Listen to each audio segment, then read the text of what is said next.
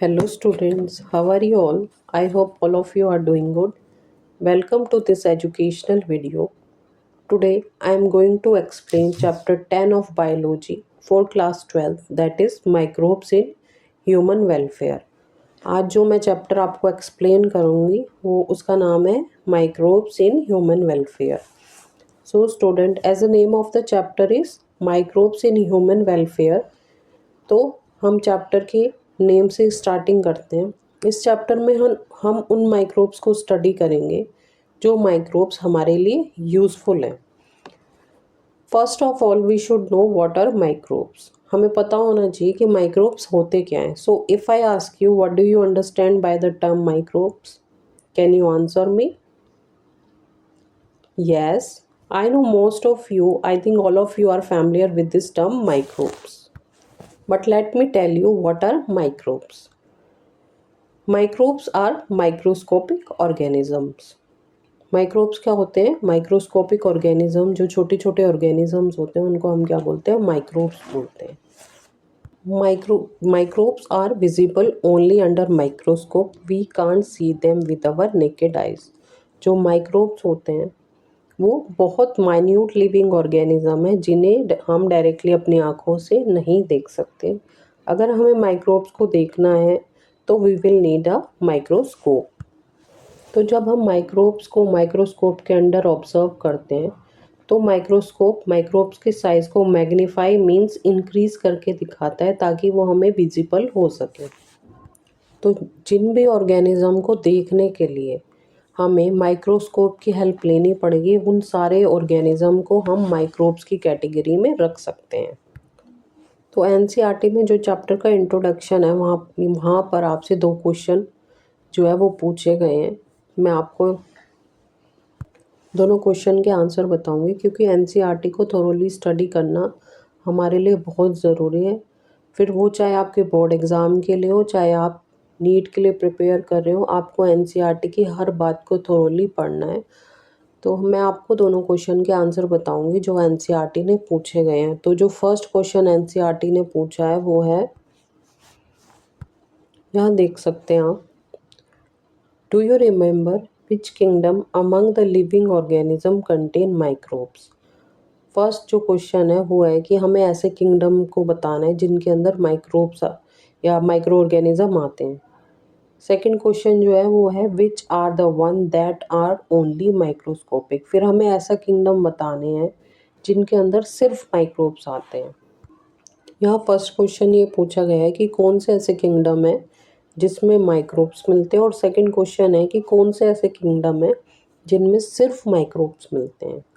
So the answer for both of the question is, first question का मैं आपको answer दूंगी. So the kingdom that contain only microbes are kingdom monera and protista. ऐसे kingdom जिनमें सिर्फ microbes आते हैं वो 2 किंगडम हैं, मोनेरा एंड प्रोटिस्टा.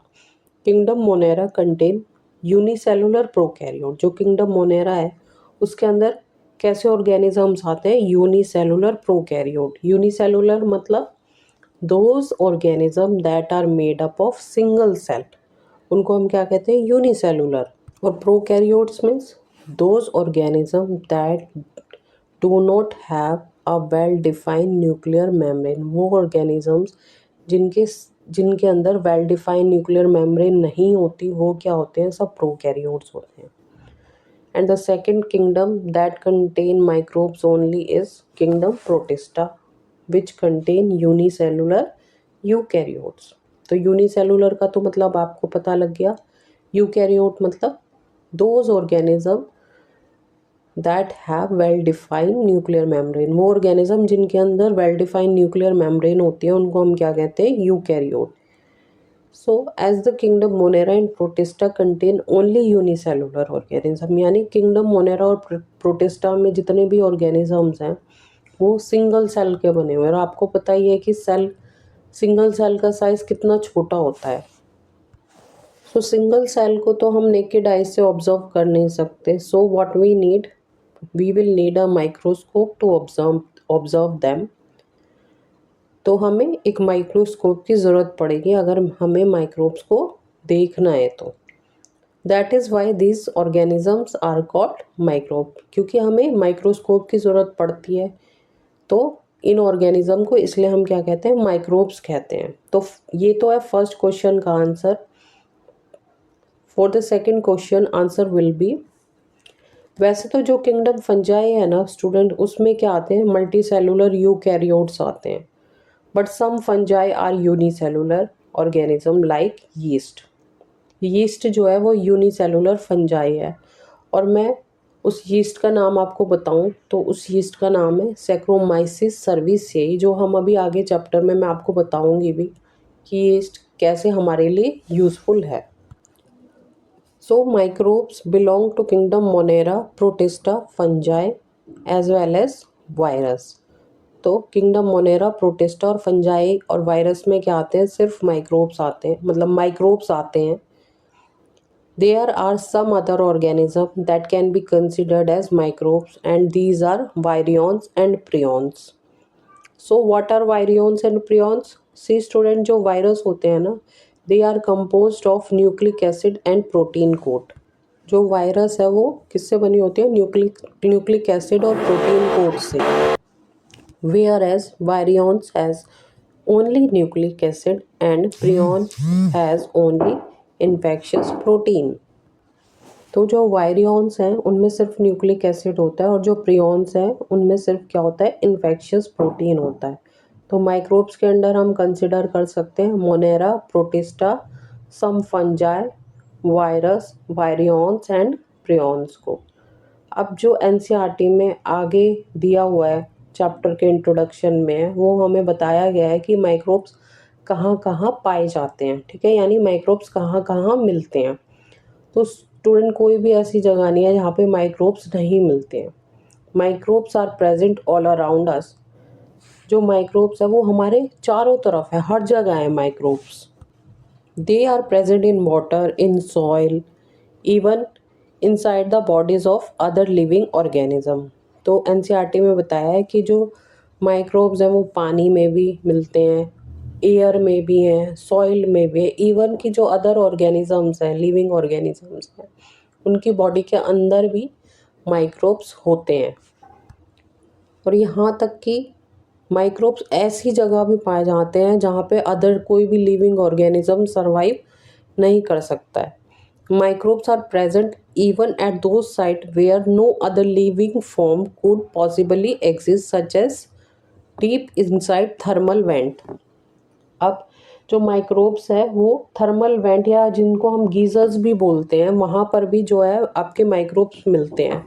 अब थर्मल वेंट होते क्या हैं, actually thermal vent are the opening at the earth surface that releases hot water where temperature may be as high as 100 degree Celsius. जो अर्थ की सरफेस होती है, कई जगहों पे ओपनिंग बन जाती हैं जिनके अंदर से बहुत गर्म पानी निकलता है। उस पानी का टेम्परेचर 100 डिग्री सेल्सियस तक होता है, वहाँ पर भी उन साइड्स पे भी जो है आपके माइक्रोब्स मिलते हैं। And also some microbes can exist under the layer of snow that are several metre thick. जो स्नो की मोटी मोटी परतें होती है ना, उनके भी नीचे माइक्रोब्स आपके मिलते हैं। वो इतने कम टेम्परेचर पे भी सरवाइव कर सकते हैं, यानी कुछ माइक्रोब्स ऐसे होते हैं जो बहुत हाई टेम्परेचर को भी टॉलरेट कर सकते हैं, और कुछ ऐसे भी माइक्रोब्स हैं जो बहुत बहुत कम टेम्परेचर पे भी सरवाइव कर सकते हैं। Microbes can be present even in highly acidic environment. हमने पढ़ा है हमारे जो स्टमक है उसमें HCl है, ठीक है।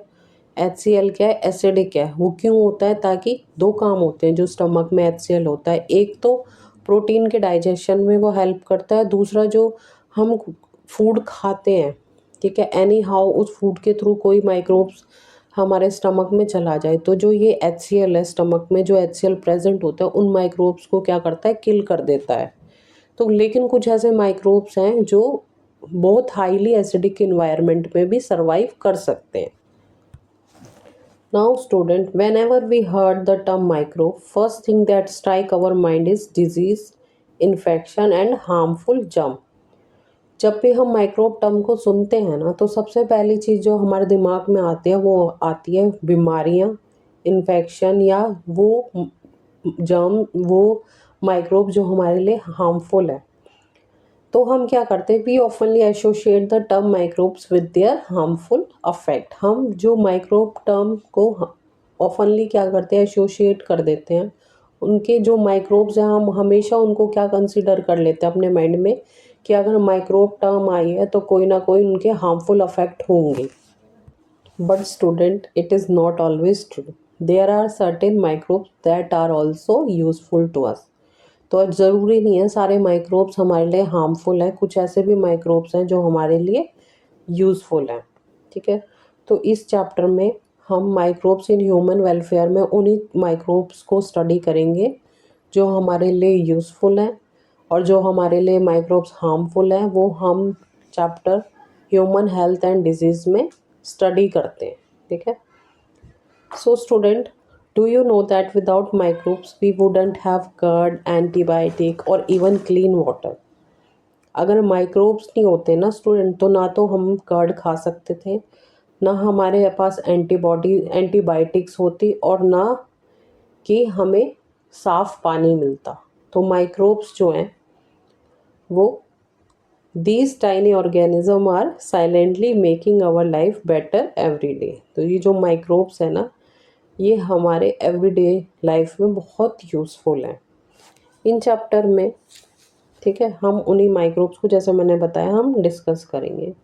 इन this chapter we will discuss only those microbe that are beneficial for us. In this video, we will explore how microbes play a crucial role in fruit production, medicine, sewage treatment, biogas production and more. इस video में हम देखें कि जो microbes हैं वो कैसे important role play करते हैं फूड प्रोडक्शन में, मेडिसिन्स में, सीवेज ट्रीटमेंट में हम कैसे माइक्रोब्स को यूज़ करते हैं, बायोगैस प्रोडक्शन में हम किन माइक्रोब्स को यूज़ करते हैं, और बहुत ज़्यादा बातें जो है माइक्रोब्स, यानी बहुत ज़्यादा हम डिस्कस करेंगे माइक्रोब्स के बारे में। उनको कैसे, कौन से माइक्रोब्स हैं पर्टिकुलर प्रोसीजर के लिए, पर्टिकुलर प्रोसेस के लिए, वो क्या काम करते हैं, क्या पाथवे फॉलो करते हैं, और हमें क्या बाय प्रोडक्ट देते हैं अपनी एक्टिविटीज़ से जो हमारे लिए यूज़फुल होता है। So student, I will also discuss all the concept for your board exam preparation in an easy way. So stay with me till the end of the video.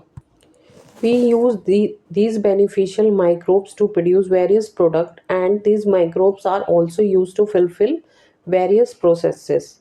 ठीक है, तो जो हाँ ये माइक्रोब्स हैं, इनके थ्रू हम इनका यूज़ करके हम बहुत से प्रोडक्ट बनाते हैं, और बहुत से प्रोसीजर में, ठीक है, या बहुत से प्रोसेसेस में, या हमारे बहुत से पर्पसेस में भी हम इन माइक्रोब्स का यूज़ करते हैं।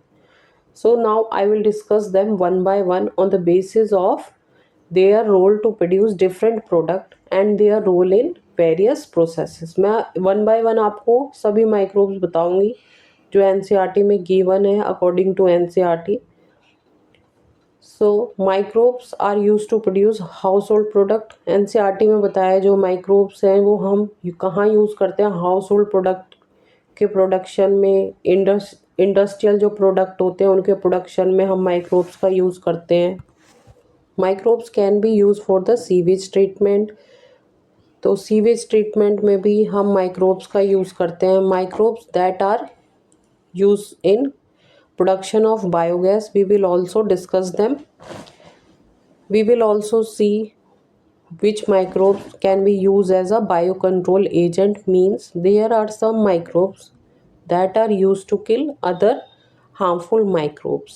कुछ ऐसे माइक्रोब्स होते हैं जिनका यूज़ करके हम दूसरे जो हार्मफुल माइक्रोब्स हैं उनको किल करते हैं। इस चैप्टर में हम उन माइक्रोब्स को भी स्टडी करेंगे जिनको कि हम as a bio fertiliser use करते हैं।